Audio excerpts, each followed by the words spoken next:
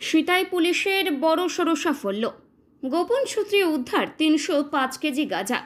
গ্রেপ্তার এক। গোপন সূত্রে খবরের ভিত্তিতে বিপুল পরিমাণ গাঁজা উদ্ধার করল সিতাই থানার পুলিশ শুক্রবার রাত ৯টা নাগাদ। সিতাই ব্লকের ১২ বাংলা ঘাট এলাকা থেকে ৩০৫ কেজি গাঁজা উদ্ধার করা হয়েছে। ঘটনাস্থল থেকে প্রাথমিক অভিযুক্ত হিসেবে রঞ্জিত বিশ্বাস নামে একজনকে গ্রেপ্তার করেছে পুলিশ। পুলিশ সূত্রে জানা গেছে, তাদের কাছে আসা তথ্যের ভিত্তিতে গাঁজা লোডিংয়ের সময় অভিযান চালিয়ে এই সাফল্য পায় তারা। অভিযানে উপস্থিত ছিলেন দিনহাটা মহকুমা পুলিশ আধিকারিক ধীমান মিত্র এবং সিতাই থানার আইসি দীপাঞ্জন দাস।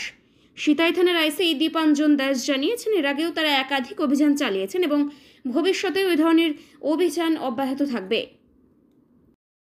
আমাদের কাছে ইনফরমেশন ছিল যে এখানে ট্রান্সপোর্টেশনের জন্য গাঁজা লোড করা হচ্ছে।